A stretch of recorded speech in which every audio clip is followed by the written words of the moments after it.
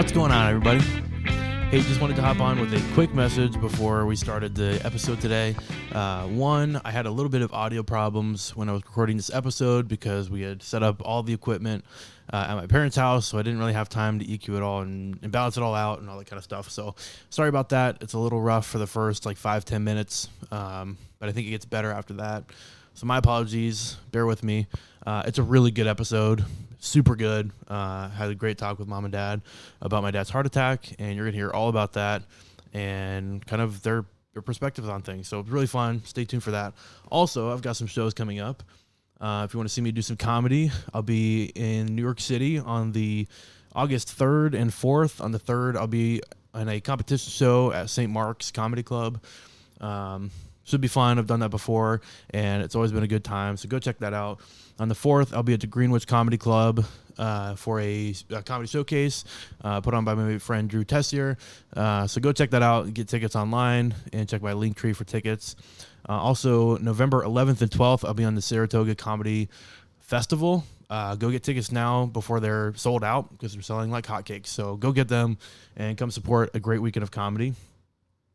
And we'll have some more shows coming up, but check my link tree and my social medias for that, or go to my website. You'll see them listed on there. Anyway, that's all for now. I hope you enjoy this episode. It was super fun recording with mom and dad. And do me a favor, give me a like and follow, or share if you feel like it. That'd help me out a lot. See you guys. What's going on? What's going on? Good morning. We are at a place a little different right now. We're at my parents' house, which is lovely. I think this is naturally kind of a good backdrop for a podcast. I feel like we're doing a podcast. Home sweet home. Home sweet home. This is a special episode because I asked you guys if you wanted to do one talking about something pretty important to all of us, and just kind of document it and share our experience, which was your heart attack from December. Beginning of, end of 5th. December 5th. Cut. No, I'm kidding. But yeah, I wanted to talk about that and just document it and share what it was like to go through that and stuff. But anyway, yeah, I'm home on a special trip. I was just at my high school buddy's wedding last night, Cameron, which you guys have met a few times years ago. Yeah, it was exactly like we had just been hanging out yesterday or something like that. Awesome. He was busy. I didn't bug him too much because he had everybody to see, and I think he was nervous. And but he did a really good job. The ceremony was really cool. The place that it was in is this museum, and where they had the cocktail hour was like a museum part, and you walk back and there was this room with old registers. Probably I think there was 90 old registers all over, and you could click on these little display screens and find out more about them. It was really cool. Yeah, it was a neat place. Glad you had a good time. Yeah. So, what have you guys been up to lately? Dad's Golfing and working. Dad's got golf today. Yeah, I got to golf today. I got to leave at 10. Where are you going? That's a good question. Shaker Run, I believe, is called. South of Dayton. About an hour and a half from here. Are those the qualifications you have to get into there? Shake or run. Yeah, shake or runs. Shake, I can't run. I was thinking runs, but yeah. Nice. What are you up to today, Mom? It's a Sunday. I usually just do whatever I want to do. Yeah. Even if that's nothing at all. Yeah. Smoke your cigarettes. And I'm kidding. No. Yeah. Kevin and Terri, by the way, I forgot to introduce you all, but yeah. So full time. We can plug the store a little bit, which would be cool. Do you want to talk about? We went and saw your store yesterday, which used to be Honey Hole. Yeah. Which was the old name. That's kind of what you inherited from when you bought the store, but you just changed it to the Shops on Central. Which is here in Fairborn, Ohio. Which is really cool. Do you want to talk about the store at all? Yeah. I bought it 2 years ago in May, and it was previously a thrift store. And we came in and kind of transformed it, kept the name temporarily and then transformed it into what it is now. So it's no longer a thrift store. It is like, I call it a mini vendor mall. So I have all these booths that I rent out, or a shelf. You know, people rent out shelves as well. And so I think it's a smaller store, so it can't be a big vendor mall, but it's decent size anyway. I have 26 vendors now and growing. So yeah, and a portion of my proceeds goes to A21, and they help support victims of human trafficking. So that was a passion of mine from the get-go, so that's why I wanted to start that. Yeah. And yeah, it's growing, and I'm having a good time. You guys had the grand reopening recently. Yep. A couple weeks ago, and it went really good. We had the ribbon cutting on a Friday, and then the grand reopening on a Saturday, and we had a blast. Yeah. That's so cool. Yeah. Yeah, I wish I could have been here for that because it looked really fun. But every time you say the A21 group, I keep thinking it was a steak sauce you were talking about. I was like, I mean, you can give your money to whatever you want, but it's a little weird. But how did you get plugged in with them? I'd not heard of them until your shop. Actually, I stumbled upon them online several years ago, and a lady named Christine Kane leads it, and I love listening to her. And she has biblical principles behind it, and so that's what kind of attracted me to it. And then once I learned, I'm like, I don't know what happened with them, but I just suddenly had a passion to help people like that, because they are victims and helpless. And it's a combination of labor trafficking and sex trafficking. So, and they send me stories too of when somebody was rescued. So some of it's really kind of hard to read. They leave out certain details, but you get the gist of it. Yeah. And so I don't know. I started giving to them personally, and then I thought this was a perfect way to guide my business and just have a good purpose behind it. Yeah. Which I don't know. I remember hearing Ohio in particular was kind of a central thing for a lot of those crimes, for human trafficking. Which we've got a lot of bigger cities. There's a lot of interstates. It's kind of people pass through a lot for other areas. I don't know. I feel like it happens a lot more around here, and just a lot more than we like to think in general. Yeah, you have the main interstate of 75. It runs all the way north to south in the U.S., and then you've got 70, and you have some other main interstates that all intersect right here in the center of Ohio. So it is a pretty popular, pretty busy place. Yeah. Yeah. That's awesome, though. I was really fun going to the store yesterday and seeing everything because it looks really cool. You got rid of a lot of the clothes and stuff, so I hadn't seen that back room until yesterday, which was really fun. And the vendors are just really cool. There's stuff for everybody in there. There are, yeah. Well, nice. Do you have any other big plans for the store coming up, or just kind of holding as is? I plan on building more booths to rent out. Okay. We were going to do that a couple months ago, and then he had another stent in the hospital, so that delayed it. Now we've just been kind of busy trying to figure out the best time to do that. Yeah. Are you going in the front room? Yeah. Okay. Nice. Yeah. That's cool. Well, stop on in if you're in Fairborn, Ohio. Excuse me. I got a booger in my eye or something. Not a booger. An eye crusty. Got something buggering up my eye. Oh. Well, that's awesome.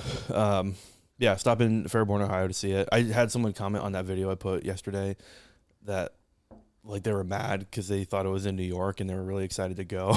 And then they realized it was all the way in. Well, they're just going to have to take a special trip. That's right. Yeah. I've honestly had people, not specifically to come to the store, they've come out of state visiting family and all that stuff. But yeah, I've Yeah. had people from Texas, California. Wow. Yeah. That's cool. I told everybody on there, like, tell them Caleb sent you. It's not going to get you anything, but it's my mom would be like, Caleb, who? No. I don't know him. No, I'm kidding. But Dad, you work at, are we able to talk about where you work? Can you mention it? We're going to. I Okay. don't know if I can or not, but Well, I'm going to. I was booked there for a show before, so I can talk about it. We work at. I work at Sutphen Corporation. We build fire trucks. Mm-hmm. One of the largest fire truck companies in the U.S. Only family-owned fire truck company in the U.S. I'm a semi-retired firefighter, and now I build the trucks. So it's kind of nice to be on the other end of it. Yeah. Yep. Yeah, it's kind of a neat career path to go from like firefighting to building stuff and be on the back end of it. We have, classically, the fire department that I am part of has one Sutphen. We still have it, but we're phasing it out. It's an old, like, 89, 75-foot ladder, or mid-mount. We like it a lot. It's kind of hard to see it go, but we just got a Rosenbauer, so. We can edit that out. Don't worry about it. Yeah. But, no, that's cool. You've been there for a little while now. Yeah, I've been there going on 9 years, 8.5 years. Yeah. So. Oh, wow. I didn't realize it was that long. Yeah. I was going to say like 6 or 7. No, I think it's a little longer. It's going on 10 years in No, it's going on 9 in January. Wow. Well, technically 10 because I worked a year through a temp service, and that doesn't count towards my. So yes, I've been there 10 years. You're correct. I count that. Technically, it was right when we moved upstate, I think, right around that, or to New York area, and I've been not up there the whole time, but that's been almost 10 years ago now. Yeah. I've graduated 10 years ago. Yeah. That's unbelievable. And nuts. that is crazy. Wowza. Does that make you guys feel old? It's crazy it was 10 years ago, not crazy that you graduated. Yeah. Well, that's Maybe it. a little of both. Yeah, that doesn't make me feel old. What makes me feel old is I graduated 40 years ago. Yeah. So 43.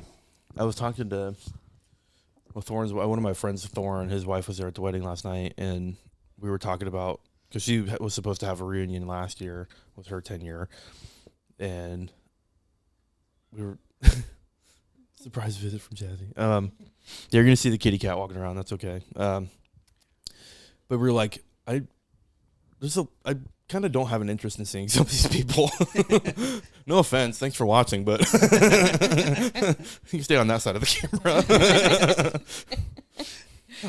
I just don't have the same desire to be like, I feel like I was a people pleaser, and I am, like, to a certain degree, but like there's sometimes I'm just like, I don't have the time or energy, and like I'm not the person or the place or whatever, you know. I don't know. It's kind of freeing to be in that mindset, I guess. But I have never been to any of my reunions at all. have they even had them? Oh yeah. And Yeah. it's no desire. Just no real desire. Nothing against the people. It's just that time of my life was something I just wanted to get past, and I moved on out. And when the first reunion come up, I couldn't make the first one, and then after that, I just never really had the desire to go. I probably should. Yeah.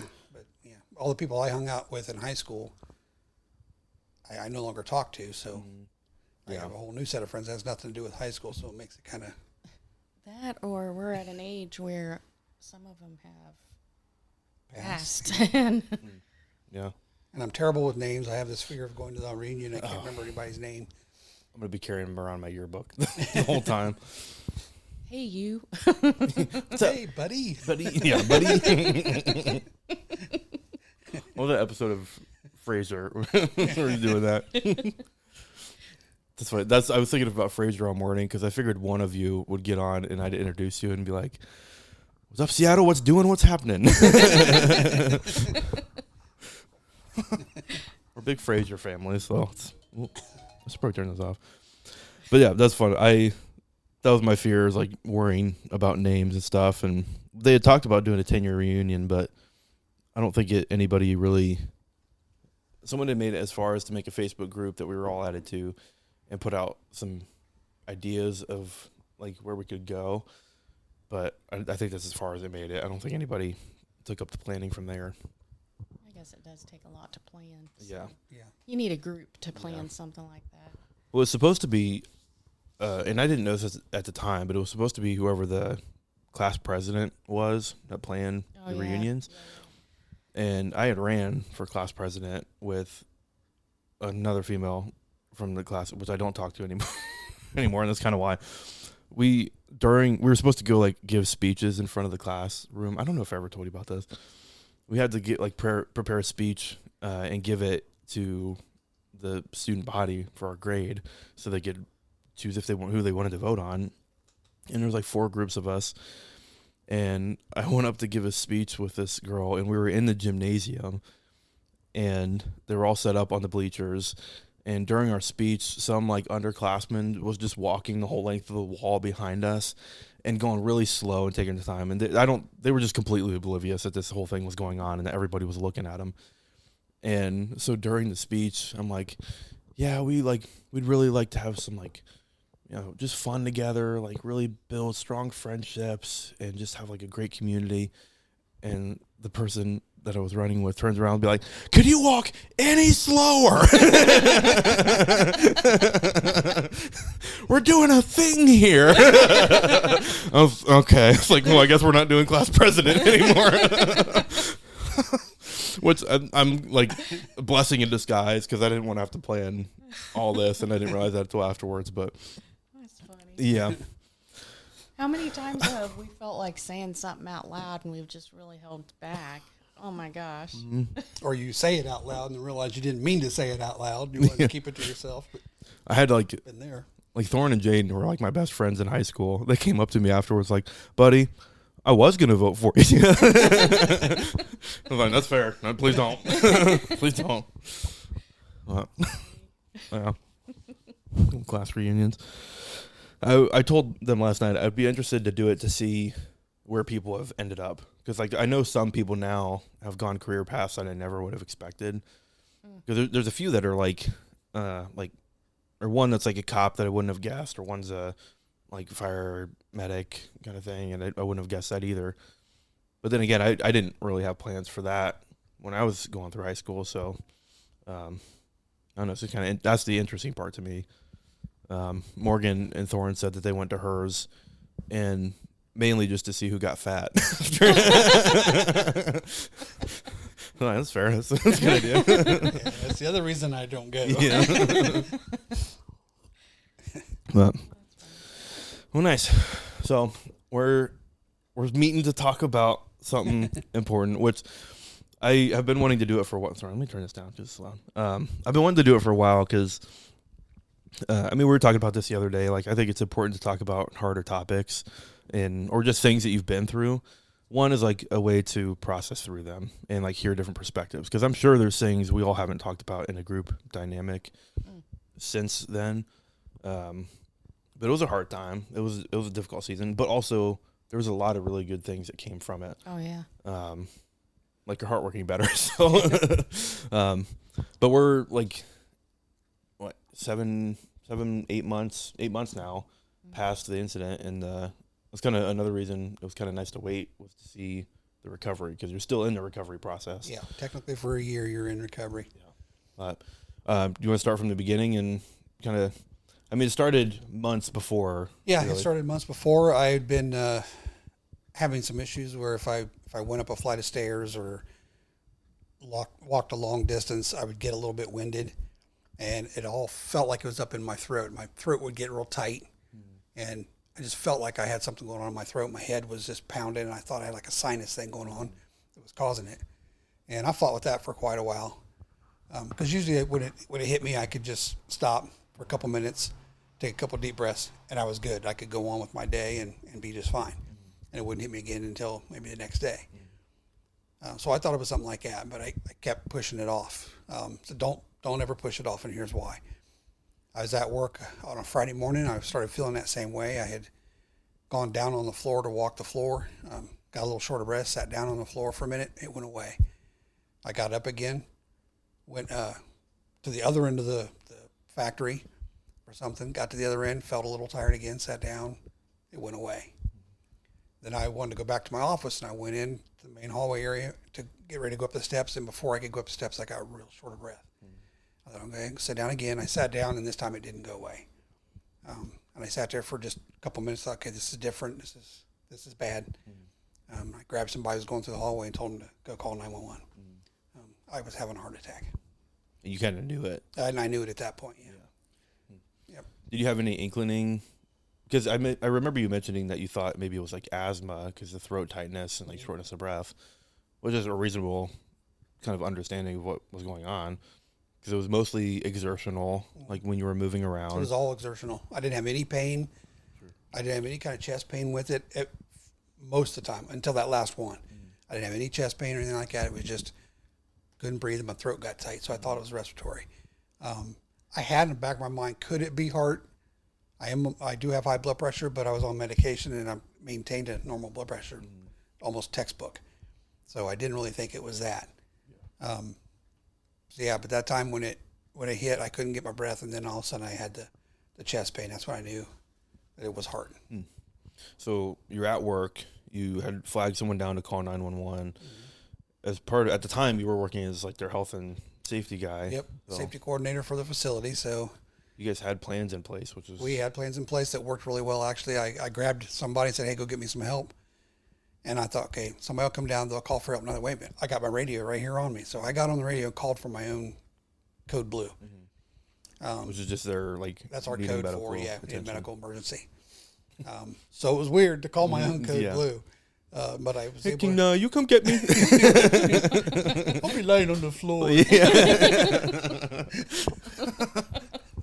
So I had to call my own code blue. That was interesting.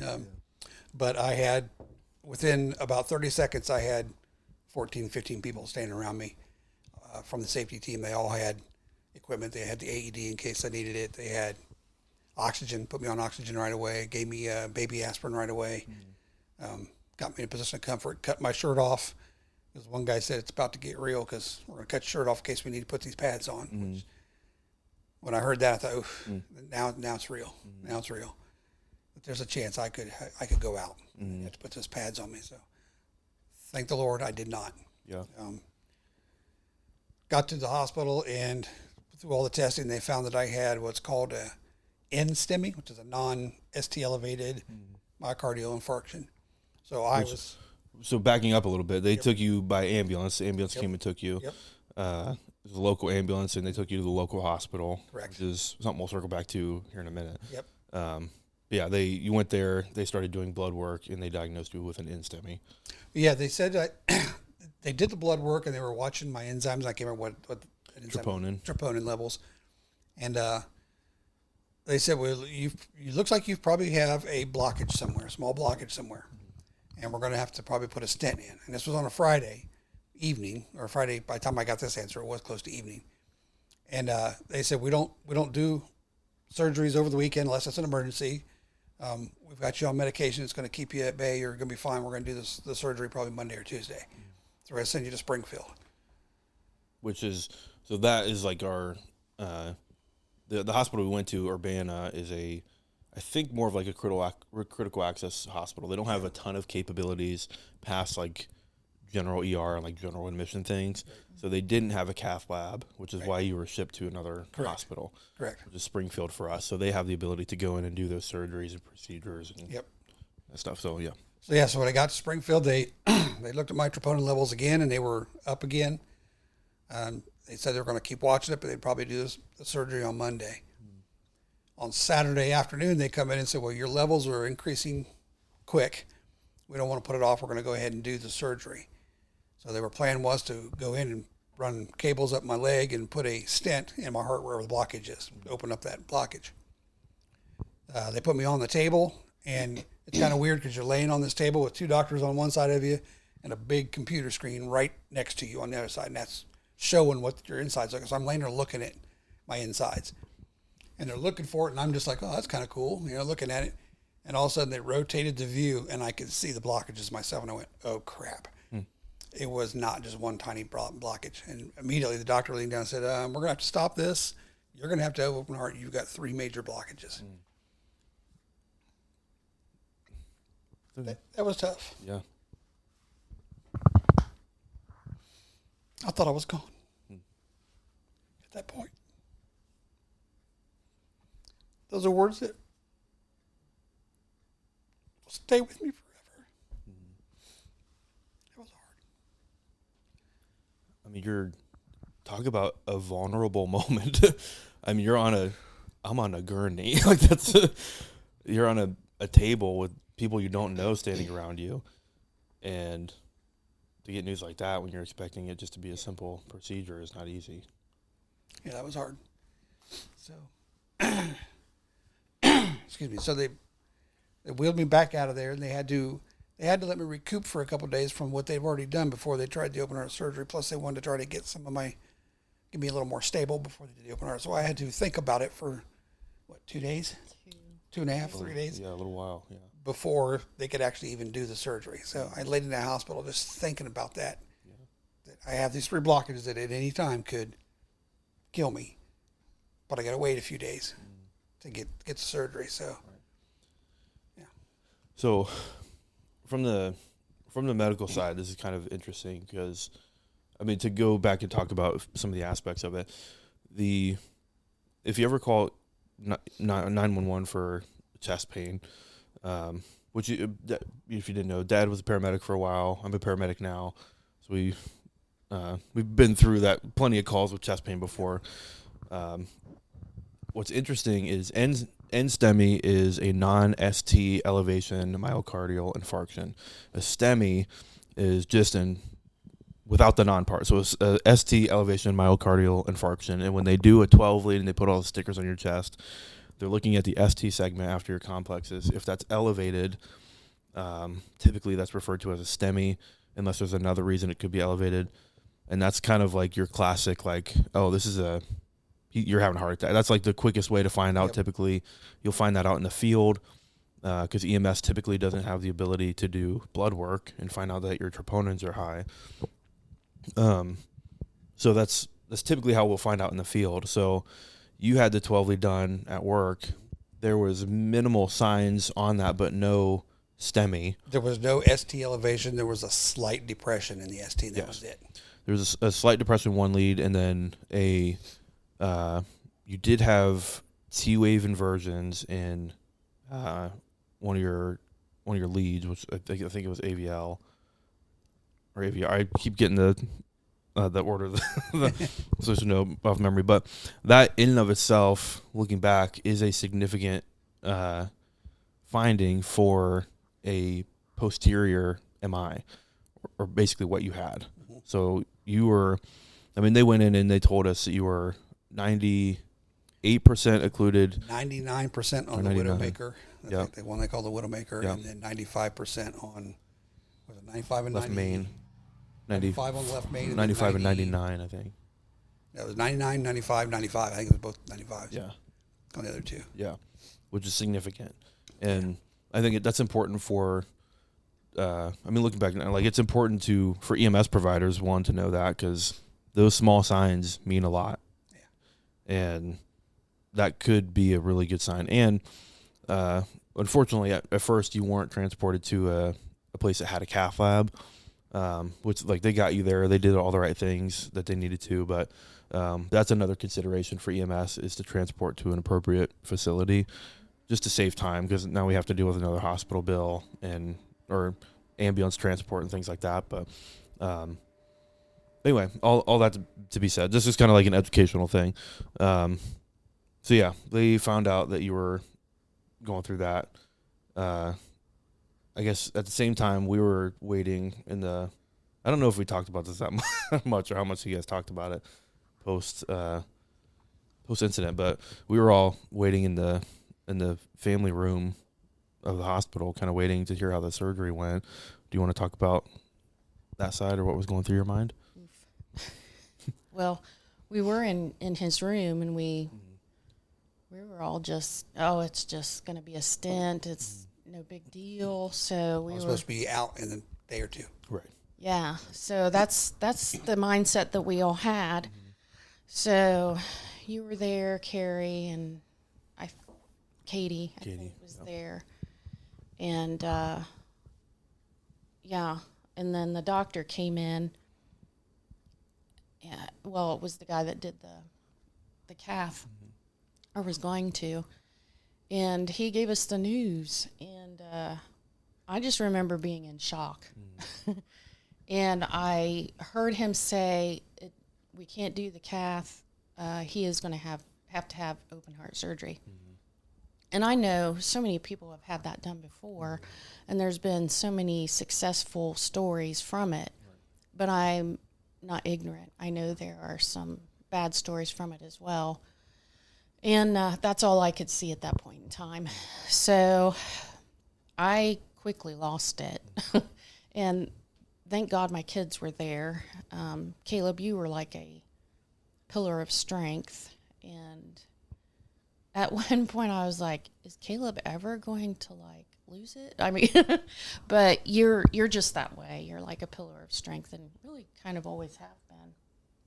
But my daughters were there for me, and it was,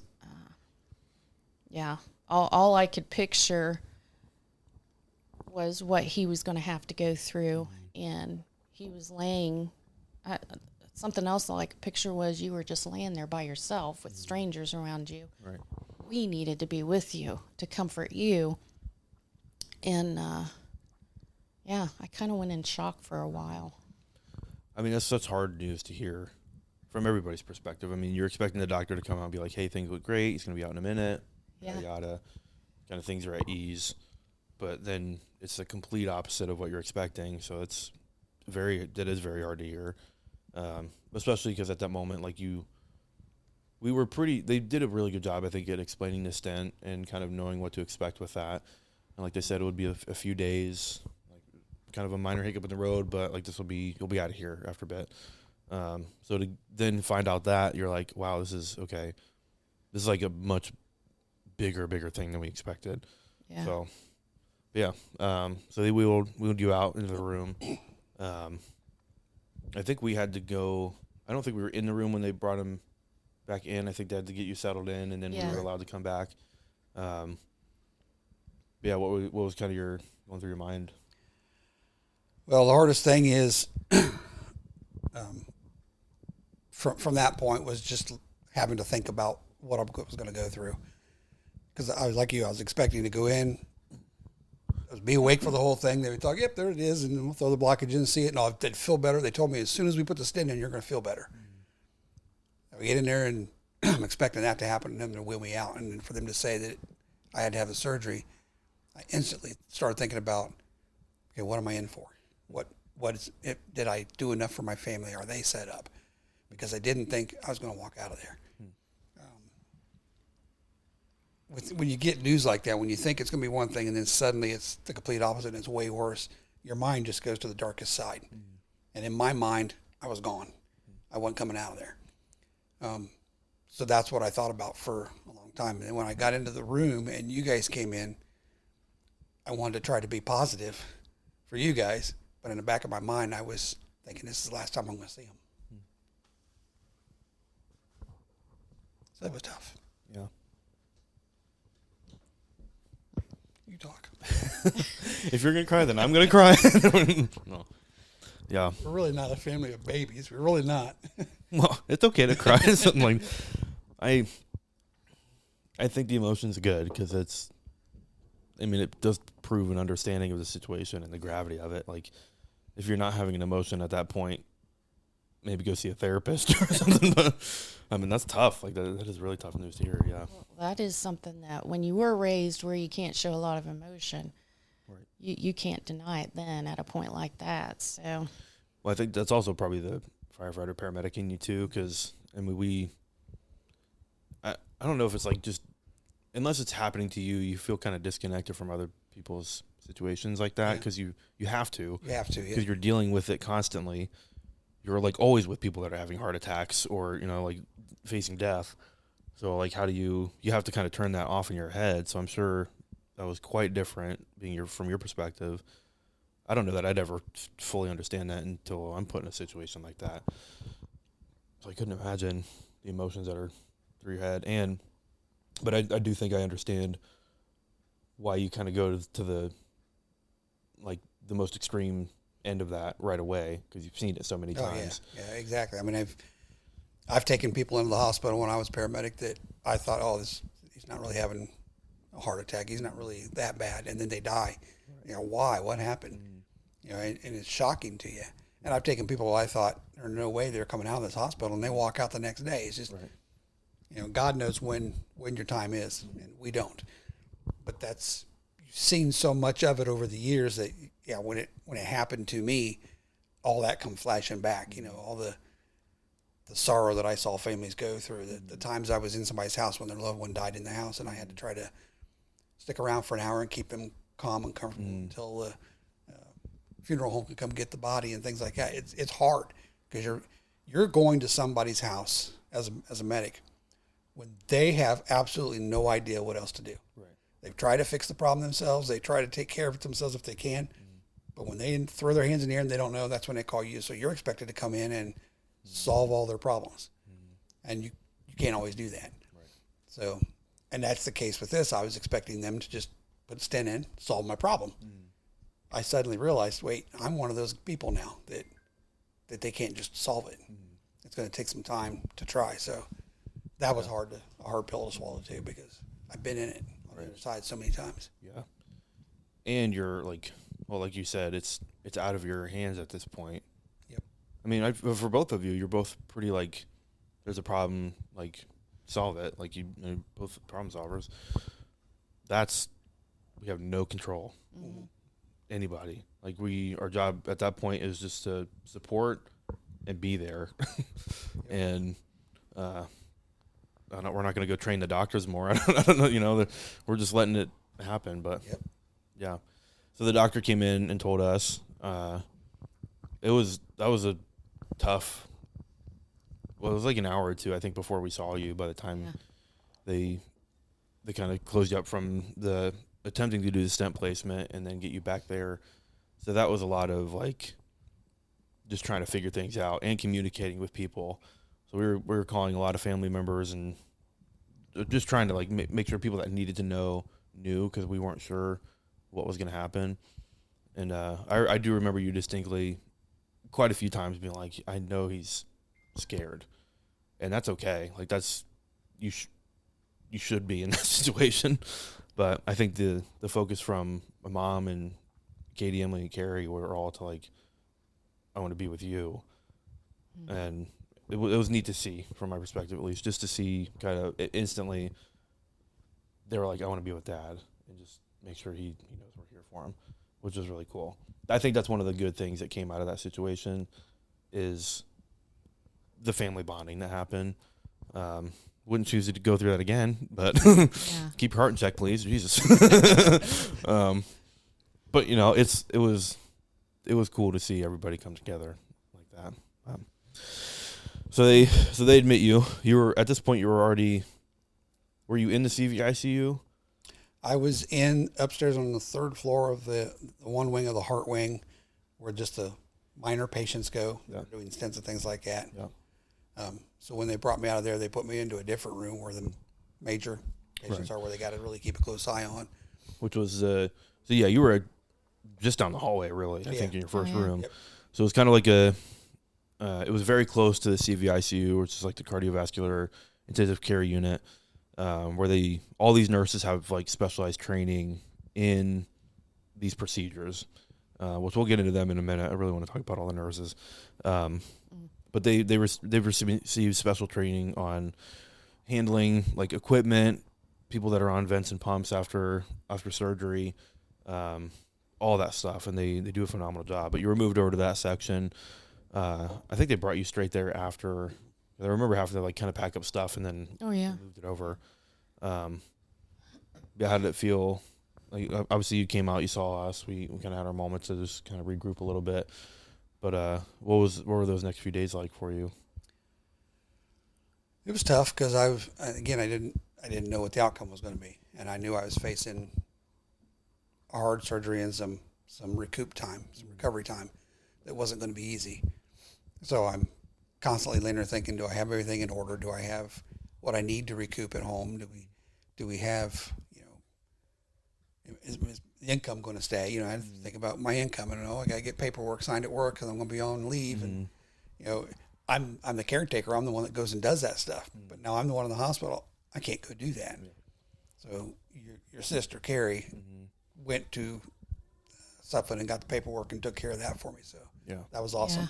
That was She took control of that, which was great. it was a huge help. Yeah. She was amazing. Yeah. But all that stuff was going through your mind. I'm thinking from everything from how it's going to feel going through that surgery to what it's going to be like if I don't make it. Did I set everybody up for success after I'm gone? Did I do enough? Is this young lady going to be able to survive without me? I know at first she probably thinks she couldn't, but I wanted to try to financially set her up where she'd be good. So all that stuff is going through your mind. And then to have to, you know, 'cause every family member is curious. They want to know how I'm feeling.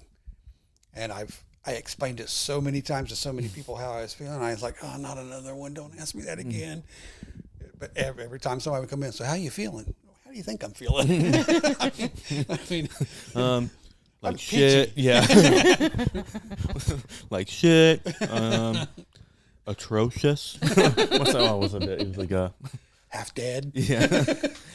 Excruciating. Like there are shards of glass in my eyes. So yeah, it was hard to keep explaining it. And I get they just wanted to know and connect on how I'm feeling and try to help.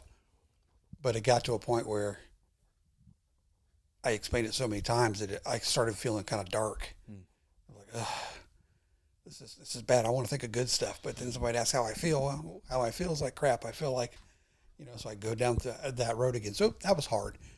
And it's no fault of anybody that was asking the questions. It's just something you have to go through. So it took a good 24 hours for me to get to the point where I could start looking for the positive and start finding the hope in it again. So I think it's something I had to go down that road in order to get to where I could be more positive. And then from then on, I would talk to people and I said, it ain't nothing but a thing. We're going to we're going to get this done and I'm going to be okay. Because I really felt that at that point. But for a day or two, I didn't. Yeah. I was trying to be positive for everybody else. Well, it's probably, I mean, to talk about like the 5 steps of grief, I'm sure you're stepping through that because, I mean, it's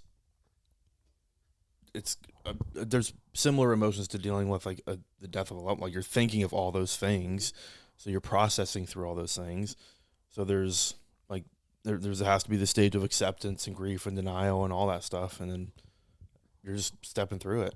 Yeah, I felt like I was processing the stages of death of a loved one, but I am the loved one that died. So it's really weird when it's your own, it's yourself that you're processing. For somebody else, you process and you think, okay, what's going to be like when they're gone? Or if they've already passed, you're like, what's life going to be like 5 years from now? You think about that stuff. But for me, thinking, okay, it's me. I'm still here, but I was already starting to grieve the loss of myself, if that makes sense, because I didn't know if I was going to make it or not.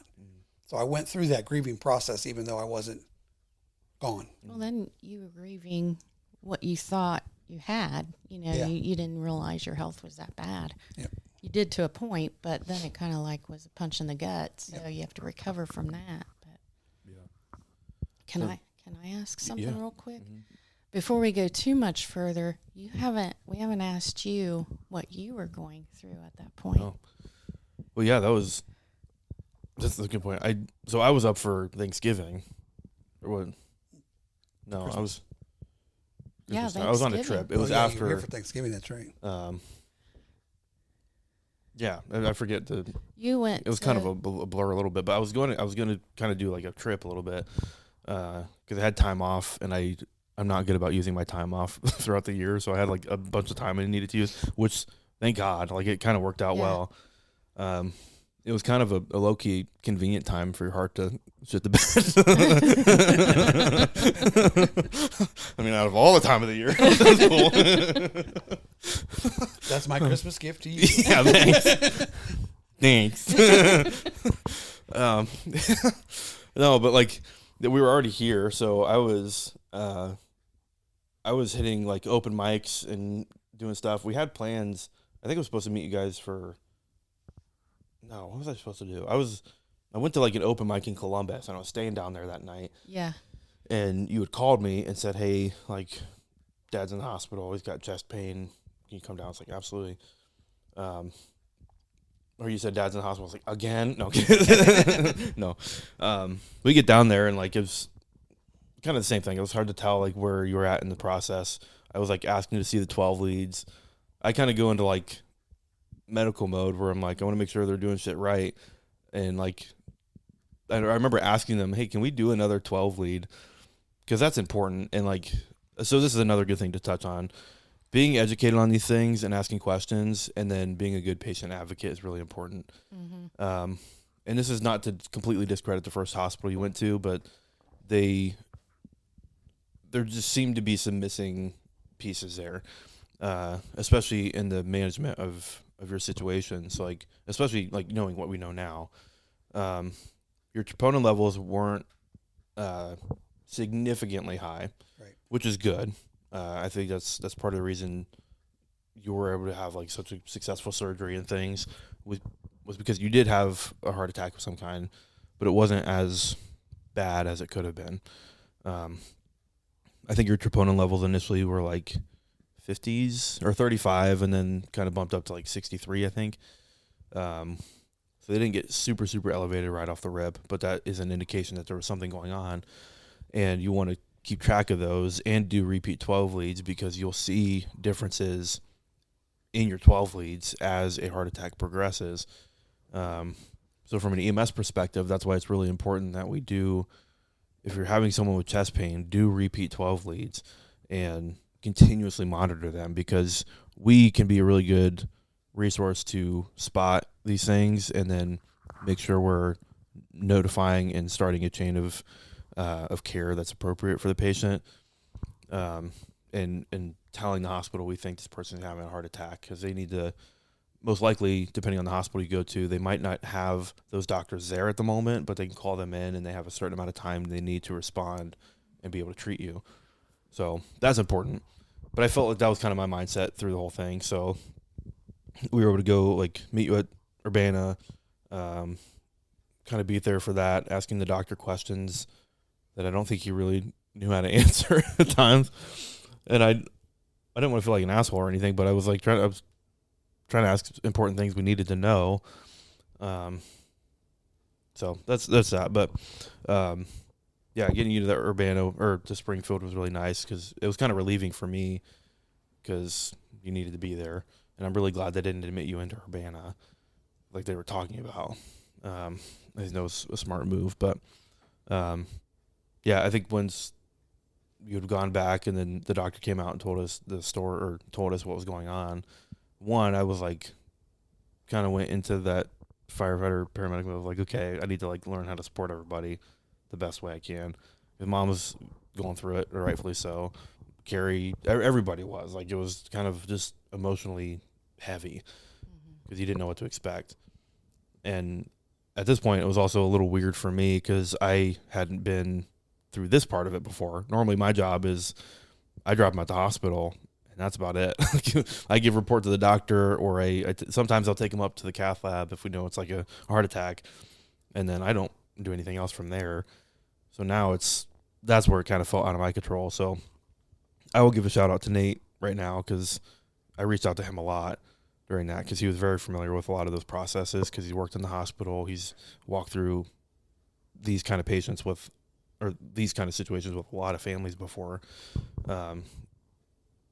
So he was a really good lifeline for me to talk about those things. So he was your strength. Mm-hmm. And you ended up kind of being our strength. Mm-hmm.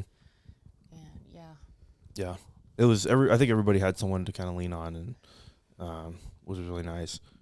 And we were all leaning on each other, but I remember texting him a lot and be like, "What is this? How bad is bad for troponin levels?" Or like, he was kind of my gauge for that. And yeah, shout out, babe, love you. that was tough though, because as a mom, I'm supposed to be strong for my kids. Mm-hmm. Yeah. But my goodness, I just couldn't be strong at that point in time. Right. And I really didn't want, it was kind of weird, because I thought, why try to be strong, because this is a weak situation or a week time. So I don't know. Sometimes you got thoughts running through your head that just don't make sense at the time, but then you look back and you think, oh, I get that. And that's okay to have moments like that. Sometimes you need those times to just kind of settle into your thoughts and not have to be putting on the front for everybody else. I think that helps you progress through emotions. So like as much as it fucking sucked, it was probably good for you to have a day or two to like really think about those things and progress through and get to the point where you're like, okay, this is happening, and kind of be at peace with it. I think I don't know. I think there's pros and cons to all that, of course, but Well, you're in shock. yeah. And you need that shock to wear off a little bit, then maybe you can start thinking a little straighter. So if you have somebody else outside of it that can help you put those pieces together. Right. But I want to give a shout out to, first of all, you being a pillar of strength. And I'm thankful for Nate, too, because you had told me, well, I have a friend, Nate, and he's telling me all this information. I'm like, thank God, because I don't know what to ask. I didn't know what to ask or, how to. I want to be a patient advocate, but at the time, I just didn't have the right mindset to be that. But I want to acknowledge my daughters, too, because I was in such shock that I was shaking uncontrollably, and I could not stop. And then they had put us in that waiting area, and thank goodness we were alone. It was just us. And I told Carrie I can't stop shaking, and she just came over and gave me a hug and started praying, and I just suddenly stopped shaking and was calmer. And Katie was being amazing. She was strong. Emily couldn't been there. She couldn't be there at that point in time just yet. But later on, she was like a pillar of strength, and she brings a comedy too to situations that I don't know. Just having 4 of our 5 kids there was amazing. So. And I love my sisters. They're so they're just fun. They're hoot and holler. We have a great time when we're hanging out. But that was really neat because I think everybody had a different way of helping each other in the moment, and that sucked because there was like still separation because this was before they brought you out, so we're dealing with all that and like trying to figure out, okay, how can we best help Dad with these things, and like how can we prepare for the next few days. So that was interesting, but yeah, big shout out to them. They were great, and even through the rest of the process, they really showed up and were awesome. Yeah. So anyway, getting into the CVICU, let's talk about that for a little bit. This is something I really want to plug because I think they were phenomenal, and a huge help through the whole process was the nurses in particular at the CVICU. At that point, you had quite a few doctors coming through, like hospitalists that were just over your general care, and then you were seeing cardiothoracic surgery or surgeons, cardiologists. They were stopping in to see you, PAs. All of them were great. They all seemed very nice and kind and very willing to kind of talk you through the next steps. But what was your experience with the nursing staff there? Oh, the nursing staff was phenomenal. If you're going to have a heart attack, have it in Springfield, Ohio. Yeah. Springfield Heart House, they are amazing. They are a bunch of nurses that have been doing it for years. They have a passion for it and compassion for the patients. Oh, yeah. I hate when you go to a hospital and you're in a bad situation and the nurse that you have has no compassion. This is not the place to have that happen. And so these nurses were really, I didn't have a single bad nurse the whole time. And I had a few that were over the top great. I mean, just would stop in my room just to see if things were good, sit down and talk to me and not just do their job, but try to make a connection, which was nice because I felt a little more comfortable having them, knowing they were out there watching the monitor. And it was like they were taking care of their own family member. And that's Yep. And it's Springfield Regional. You said Heart House. I know some of your nurses are from that, but it was Springfield Regional, and they get sometimes, I don't know, not everybody likes hospitals, but I would give the heart level like a 10 in care level. Yeah, it was, like you said, that was relieving. I think the first nurse you had, was it Justin? Or maybe that was the other place. But Gina, Gina. she really stepped in. And then Kelly. Yeah. Gina, Kelly. there's Kelly and Gina. I think were your two nurses that were the most consistent, right? I had them quite a bit. Well, I had Gina for a couple of days, and then Nurse Kelly, I've had her like 3 or 4 days. And I can't remember all the other names. I know there were so many, but many, They were all phenomenal. great. But I specifically remember Gina and Kelly a lot.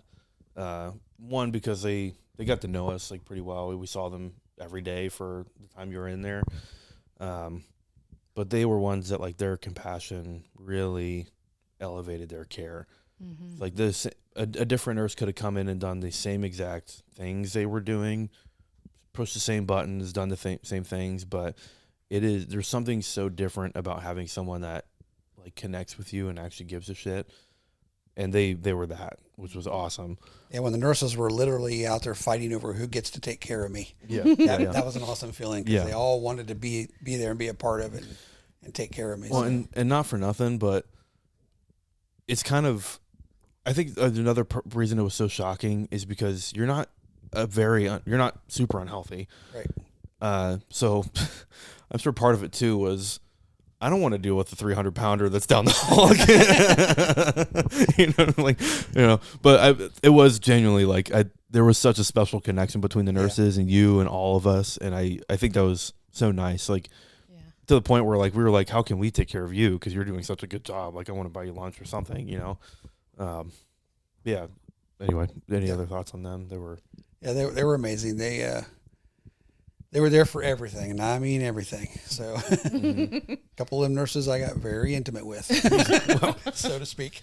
You specify. Yeah. We don't need to go into the specific care that you needed.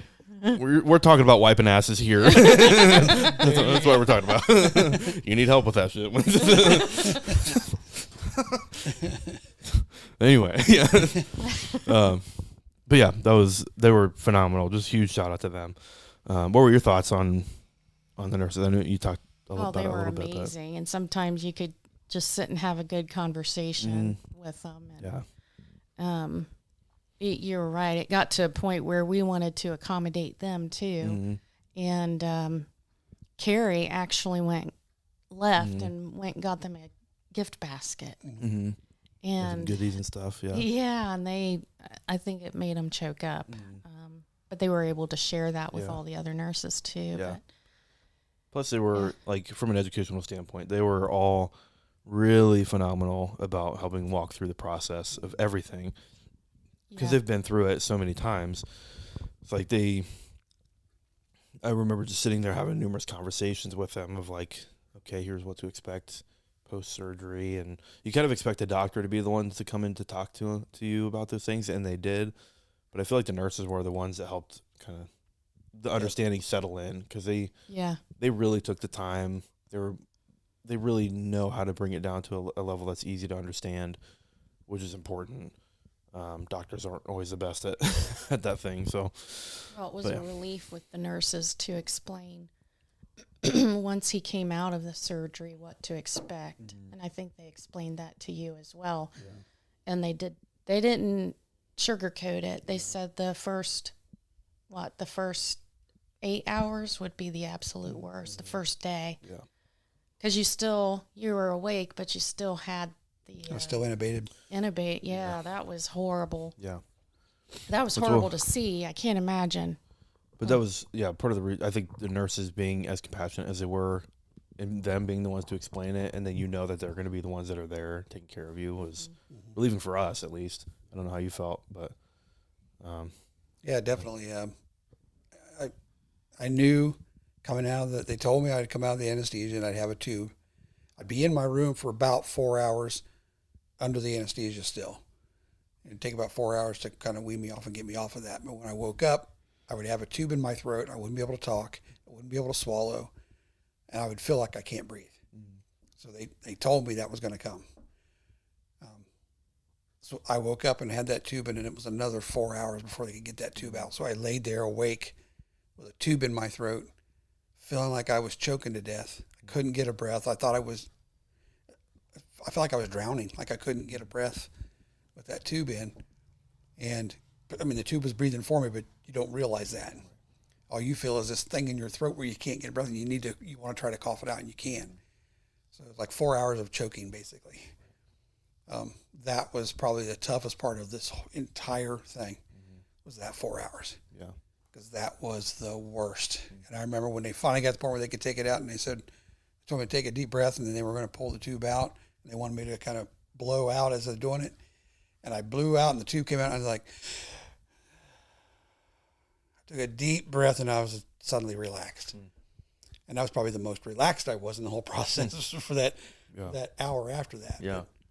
But that was tough laying there with that too. I can't talk. My family's in visiting me, and I feel like I'm choking to death in front of them, and I can't say nothing, and it was very uncomfortable. Yeah. So that was the surgery. Backing up a little bit, the surgery part was kind of the calm before the storm, I think, for us at least, because I mean you weren't awake for it. You were intubated, you were vented, machine breathing for you. At one point, you had a machine that was your heart, which is, I think, is important for people to understand, and they explained that pretty well. But there was another device that is oxygenating you. You're clinically dead at that point, which is crazy to think about. But praise God, those surgeons were phenomenal. Dr. Siegenthaler, I think, was the primary one that did it, and he was great. Like you had kind of the utmost confidence that he was going to do this job and do it well, because he just carried himself well, and I think that's important. But I remember, I mean, for us, we were just sitting out in the waiting room. We knew it was a long time getting through that surgery, but I think there was kind of a calm there because we were all just hanging out, just waiting. And I think the girls brought like coloring books. Yeah. So, and like everybody was coloring and just sitting and talking. And I think we knew, like, at that point, I think we all kind of knew, like, he's going to get through this. But I don't know that we knew how hard it was going to be for the recovery process. So we were waiting in a separate waiting room. They had told us that we weren't going to be able to come back and see you after your surgery for at least a few hours, because they need to bring you back to your room in the ICU unit. You're still on a vent. You're still on numerous drugs to help maintain regularity and just keep you sedated at first, and then to like just balance out all the effects of the surgery. You were on a ton of like antidysrhythmics, a lot of, I think, I don't know what they use for sedation and stuff, but just a ton of stuff. So you walk in and it's pump, pump, pump, pump, pump. Just a bunch of machines behind you, which was interesting. But I didn't see you until they had started weaning you off of sedation, and they do that intentionally quickly because they don't want you to stay on the machine, on the vent, that long, because it could lead to more complications. So I think we all kind of had an idea that it was going to be tough for you, but not until everybody saw you, at least from our perspective, because you could see that you were uncomfortable, and like it was tough, and that was hard to see you in that position. So, but yeah, you talked about it a little bit, but going through that, you were experiencing that. You were waking up and alert for hours on a tube. You weren't breathing on your own. That machine, after a while, when it's breathing for you, will just completely take over. So you don't really have your own respiratory drive until they pull that tube out and you get it back. But, I mean, that was tough, right? Like, yeah, it was tough because, like I said, laying there for 4 hours and I have no control. No control whatsoever. I wanted to yank that tube out so bad, but I knew I couldn't do that. But it was hard because there was nothing that anybody could do to make me comfortable for those 4 hours. Not a thing. Everything else in the world, you can give drugs. You can, put them in comfortable positions, things like that. There was absolutely nothing that could take that feeling away, except for pulling that tube out. And so laying there for 4 hours thinking about that, I actually went through a time where it got so tough on me that I was struggling with it for quite a bit, and then I felt like I was starting to get more relaxed, and then all of a sudden I started struggling again, and I wasn't sure why. And that second time I started struggling, I was actually laying there thinking, I can't do this no more. I just wanted to take my last breath. Not that I wanted to be dead, but I just couldn't fight that fight anymore. I didn't think I had it in me to fight it. So, like I said, that was the toughest 4 hours of the entire thing, was getting through that. Right. Once that came out, I was like, okay, now we're on the road to recovery. Right. I was in a lot of pain, and I knew it wasn't going to be easy, but at least I knew I had all my faculties about me. I could breathe. I was awake. Right. I could talk. It's more tolerable at that point. I knew at that point, okay, if I made it through that 4 hours, I'm good. I'm golden now. Yeah. So, yep. Yeah, that was tough. I remember, and again, like this, they had to do that, like, which sucks. Mm-hmm. They really couldn't give you more pain meds or things to take that feeling away, because they needed to get you extubated as quick as possible. So it's not like the nurses weren't doing anything. They couldn't. Like, they had to go through the steps, and I think they knew that too. So I think they were just doing their job, and they had a lot to manage at that point. But yeah, it was tough seeing you in that position. I don't know how to help you other than being there. And even then, like, you kind of get the feeling like being here doesn't seem like it's helping either, because I don't want you to have to feel like you're trying to entertain us or anything. You've got a tube in your throat, so that's tough. But Have you ever had a bad dream, and when you wake up from it, it takes you 5-10 minutes to really get out of that phase? Do that for 4 hours. That's what it felt like. I was just in a bad dream, and I couldn't get out of the bad dream. That's for 4 hours. That's what it felt like. But yeah. What was your thoughts on? I mean, you and I think Carrie were the first ones to go back to see him. Yeah. What was your initial thoughts? It must have been tough. It honestly, I kind of worked it up in my head. Okay, this is going to be pretty bad, because I hadn't seen my dad in that position before, so that kind of prepared me a little bit. And so yeah, there was tubes and things all over, and behind you, all those beeps. Ugh, that's one thing that I don't ever want to hear again, is the beeping from all these machines. And but we walk in and we go to the side of your bed, and I think your eyes were closed at first, and I leaned down to let you know that we were there, and you barely opened your eyes, but I knew you could hear us. And so Carrie and I gave you a hug as much as we can. I mean, you got to be really delicate and all that stuff, but it just tore. I hated seeing you like that in that position. And but it wasn't about me at that point in time, so I just put all that feeling aside and wanted to be strong for you, and Carrie was the same way. But at one point, you say you don't remember this, but we were standing there and was listening to the doctors and nurses, and they were telling us some things, but then at one point it was quiet, and you raised your arm, and you was like this. You were like waving us and pointing down. I don't remember that. Yeah. And I'm like, my first instinct was you were uncomfortable with us. Did you feel like we were hovering? And I don't know, maybe you wanted us to sit down, so we ended up grabbing chairs and sitting down, and you were okay after that. But yeah, I don't remember that at all. it was kind of weird.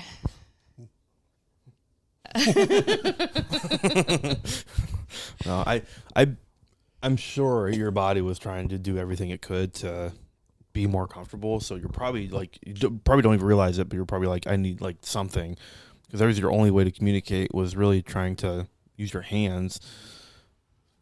But what are you gonna say? Like, you're not trained to sign language. That's tough. Yeah. So to back us up a little bit, the surgery you had was open heart bypass surgery.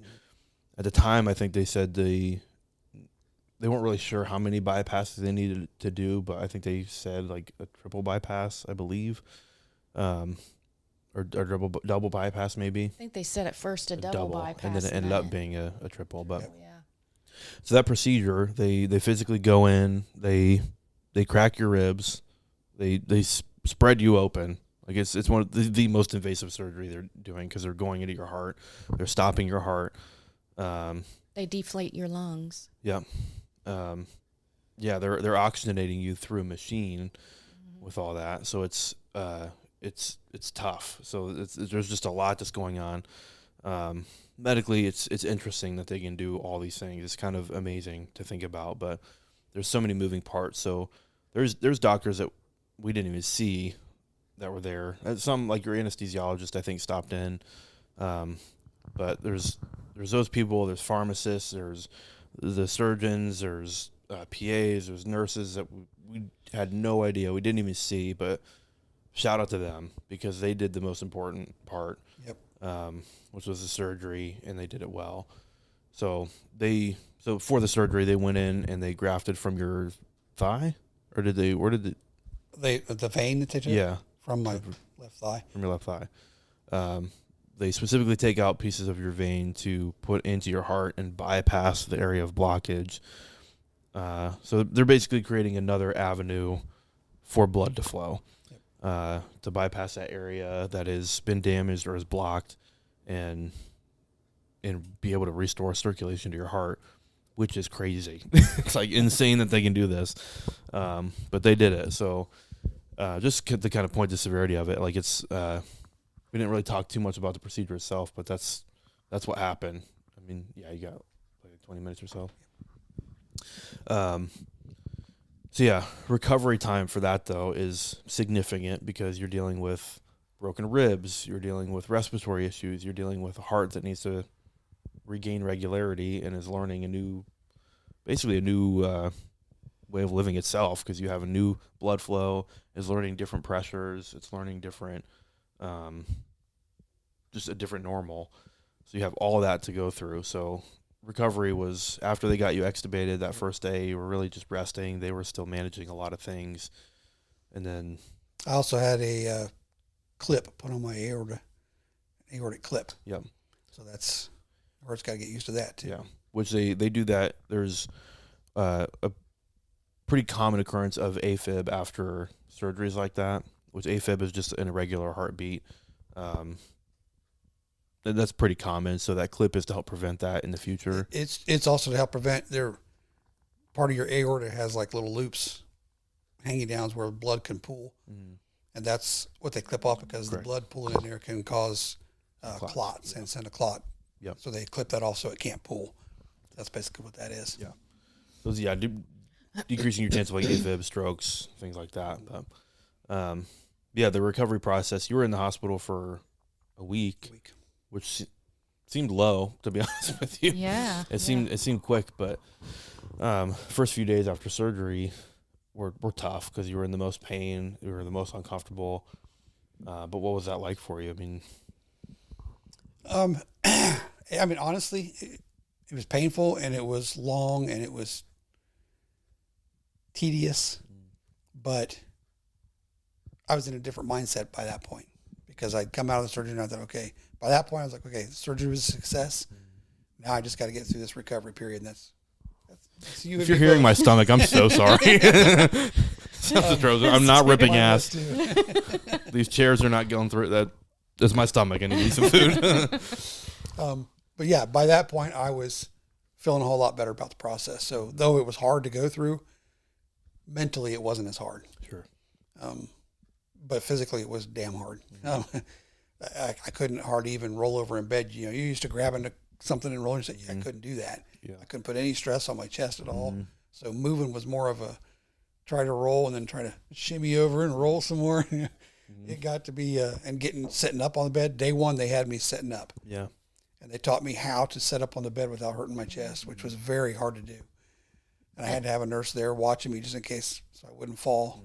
They had you walking too. They had me up and walking day one. Yeah. Yeah, get up and walk as soon as possible. Yeah. They're very aggressive about the recovery process because one, you need to train your body after it just went through such a traumatic thing to recoup as quickly as possible. Yeah. Because they don't want you to sit in bed and wait to feel better before you start doing these things, because then you're just never going to get there. So that's something they did explain quite a bit even before the surgery. They were like, you can't. There's specific ways we're going to teach you. You can't use your chest physically. You can't, because it's cut from stern to stem. You're hugging a pillow for several days. Yeah. Mm-hmm. But yeah. What were you feeling? I mean, a few days after surgery, it was a lot of pain, I'm sure, but it was. But I was I was getting aggressive with it myself. I would ask the nurses, "Hey, can I take my walk? Let's do it. Let's get it done." I wanted to get healthy and get home. That's probably why they liked you so much, because you didn't sit around pissing and moaning. You wanted to get up and active. Right. Yep. You were an easy patient. And I could hear them having conversations with the patient in the room next to me, and I'm thinking to myself, I would not want to be that nurse, because the guy that was next to me at the time was not cooperative at all. He didn't want to do anything he was supposed to do. He griped about everything. So I could see why they enjoyed having me, and they were fighting over me, because I wanted to do everything they wanted me to do just to get out of there. Right. So, which, I mean, speaking from a healthcare provider, that helps our job immensely. It makes it so much more enjoyable. If someone actually gives a shit and wants to make a difference, or is like kind even, that's huge. Yeah. So I think you did have a really good mentality after everything. They had you had to walk a few times a day at least. They would help you with that. Mind you, you're still on a bunch of medications to help. Like you went into AFib quite a few times after the surgery, which is a common thing, but you were on medication for that. You were on pain meds for a while. blood all thinners, kinds of stuff. Lasix to remove the water. I was on all kinds of stuff. Yeah. You also had to do breathing exercises because you have to retrain your lungs. Yep. Which I remember that being pretty difficult. I remember you going through a lot of shortness of breath and just the breathing being tough. But yeah, it was a hurry up and wait, go through the process, and I think you did really good for what you had just gone through. Yep. I was in the hospital for a week, and they released me home, and my wife was able to be here with me and take care of me day after day, and she picked up right where the nurses left off and made sure I was doing anything I needed to do. And We'll back up a little bit. Before you even got home, we were talking about where you would sleep and this and that and the other. And Caleb, because I couldn't lay flat. he went out and got Kevin a recliner, and that was a godsend right there. Yep. Yeah, that is something you need to plan for. If you know that's coming or you have to do that, I think that'd be a huge. Yep. You have to have somewhere you can't lay down flat. There's no way. In fact, it was a good. I was home probably a week before I even tried to lay down on a flat bed. And I took a nap on my bed, but I wasn't very comfortable, so I had to get back up. And it took a while. It was probably a good month before I could really go lay down in bed. Yeah. And sleep good. And the recliner, like the elevation, I think helps. One, your breathing and everything, like it just kind of helps you sleep more comfortably, but also the getting in and out of bed, like you're still recovering. Yeah. So you need the ability to, like a power recliner is kind of what you need, like to help you stand up with ease. If you can't do that, just a regular recliner is nice, but like you have to have a recliner. Yeah, like even though with a regular one, if you're pulling that handle, right, that's too much. Yeah, you're not supposed to do that. So you got me electrical, and I could just go.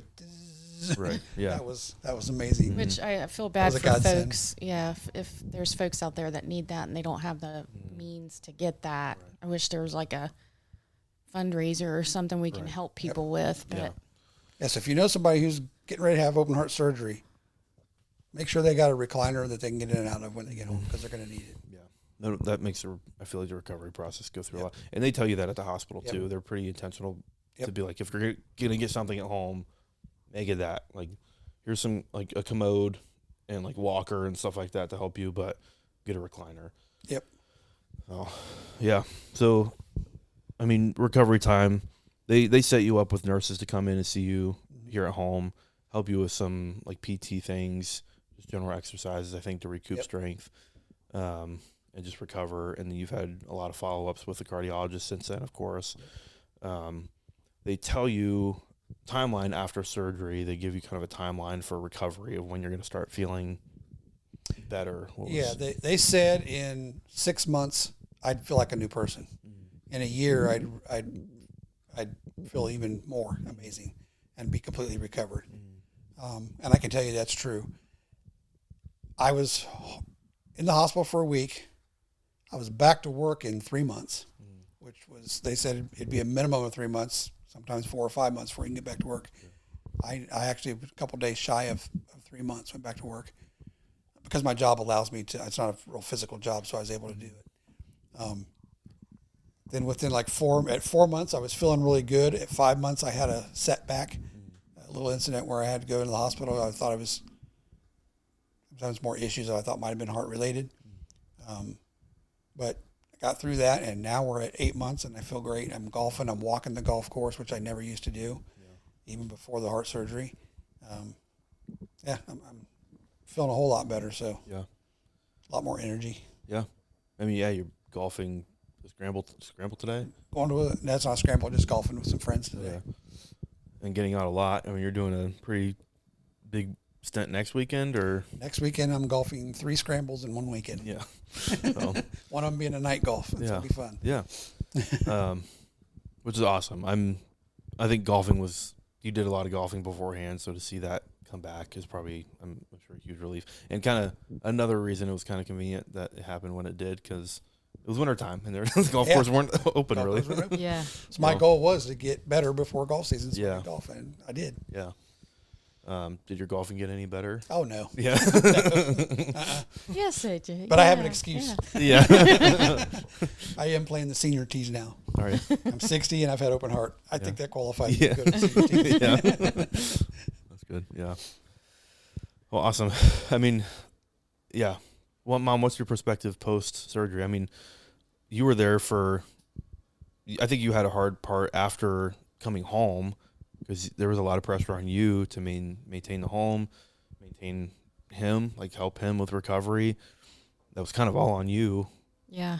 What did you think? Oh my goodness. Going through? Well, I had a store to run too. Yes. So the whole time I was thinking, at some point I was like, when he was in the first hospital, I was like so worried about my store because I was the only one running it. Then, it's when shit hit the fan and we realized how serious it was, I suddenly just didn't care. I didn't care at all. So I reached out to my vendors. I sent them like a mass text, and I said, this is what's going on. They knew it before then. I explained it.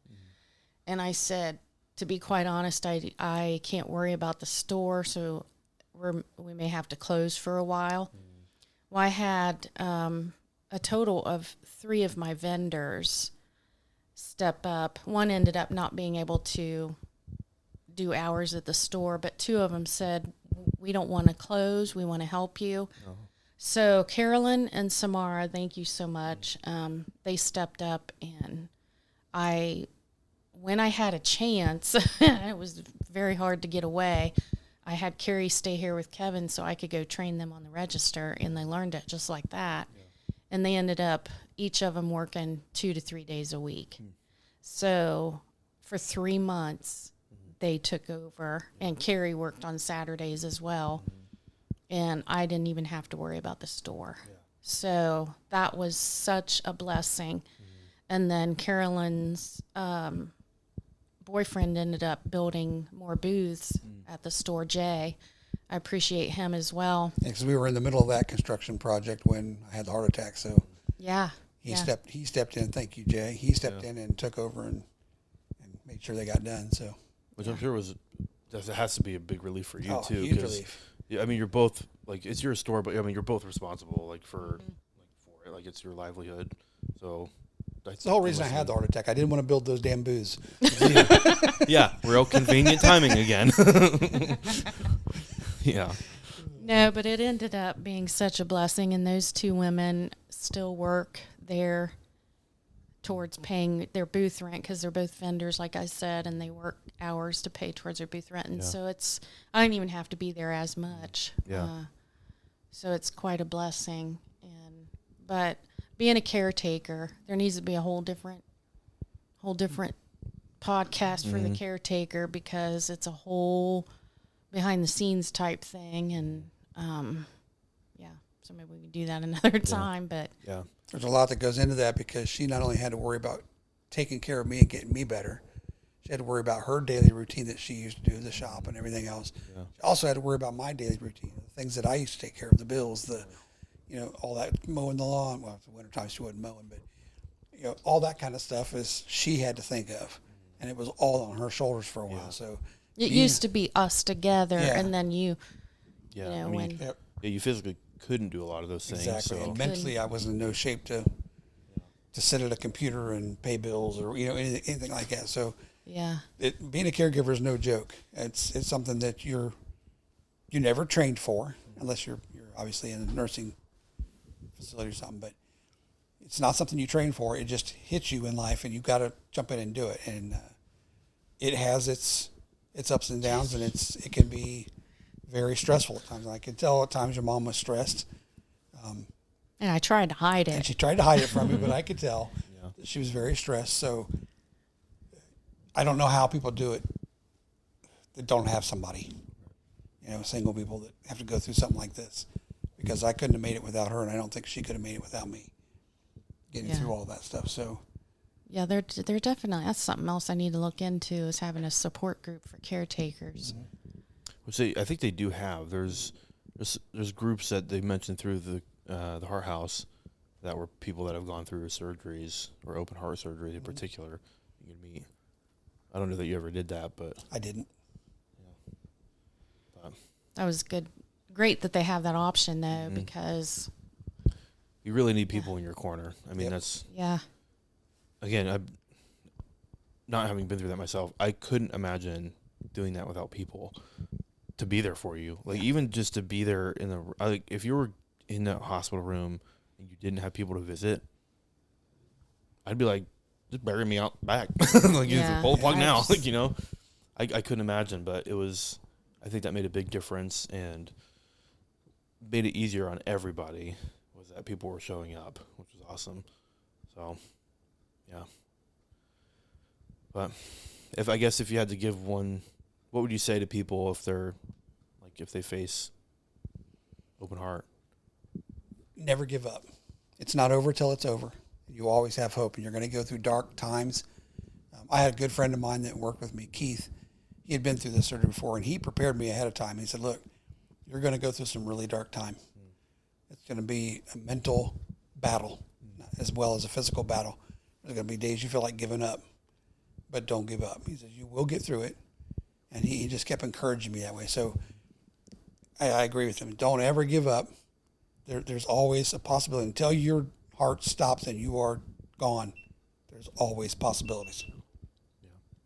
So, sorry, let me start taking. Can we just end? We'll stop recording, but we're good. Yeah. So, that's the one big takeaway I would say. And then the other takeaway is never give up on your family. Your family is always there for you. And not that I was wanting to give up on them, but always be there for your family, and no matter what, prior to events like this, because it prepares you to be there for each other in an event like this.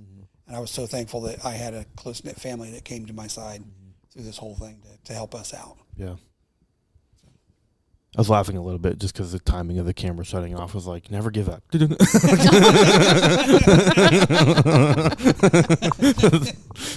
A little ironic, but anyway. It's not over till it's over.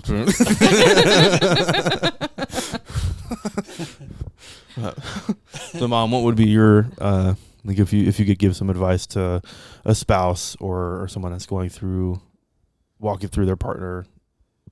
with their partner through that process, what would you say? Just day by day, sometimes moment by moment, because not only did I have to take on everything, caring for him and myself, my home,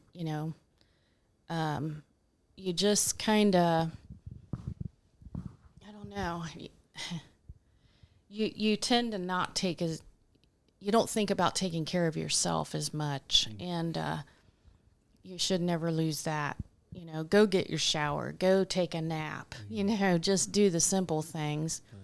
But I think, and I know not everybody feels this way, but for me, it was my faith. I spent time in scripture, and I prayed a lot, and because there's times where after we were home, he'd be in bed sleep or in his chair, or once in a while you'd go lay down, but not very often. But I'd stand at his door listening. Is he still breathing? Because you go through this, there is a chance that they could still pass after the surgery and everything seemed to go well. So that was probably one of the biggest things that got to me. And, but yeah, take care of yourself, reach out to friends, depend on people and keep the faith. And take the help when it's offered. Yeah. You need it. You need it at that point. Yeah. Yeah. I feel like you get a good perspective of the frailty of human life. Yeah. How quickly you can lose it. Yep. And it makes it even sweeter when you come out on the other side. Yep. I think my big takeaway for everything was the moments that I really remember, and I think this is just who I am as a person, but also part of our family dynamic is to find laughter in those moments, because I think that helped alleviate a lot of things, and laughter inherently will be a stress reliever. It helps you feel better. Yeah. Scientifically, I think if you just smile, that boosts your mood. Even if you're feeling shitty, just do a fake ass smile. Yeah, but don't make your dad laugh uncontrollably after he's had that kind of hurts. I couldn't help part of that. So that did happen, didn't it? That did happen. I may have mixed up my wording a little bit and thought... Oh my gosh, I forgot all about that. I thought sedation was seduction, and I painted the nurses in a bad light. How did you say that anyhow? Because you were still in the hospital. Yeah, you were still getting procedures done, I think. Or no, it was beforehand. I had told him, we were talking through what it was going to be like after you came out, and I was like, yeah, you're going to come out intubated and seduced, or under seduction. Under seduction. Want to find out more about that? Come to one of my comedy shows. Talk about it a little bit. Another time that was so funny was when you're in the hospital, you only have a gown on, and the nurse would come in. You remember, he needed help every time getting up out of the chair. Sometimes the gown would just fly right open in the back, and Caleb turned just in time. Yeah. Well, I have a bit about that too. I was like, now I know that heart stuff, I need to take care of myself, because this is that's a genetic thing. And I was I kind of talk about the process a little bit on stage, and I was like, yeah, it's that's something I have to keep an eye out for. But the really devastating part was that ass is also genetic. That's coming down the pipeline for me, and I got to keep that in check.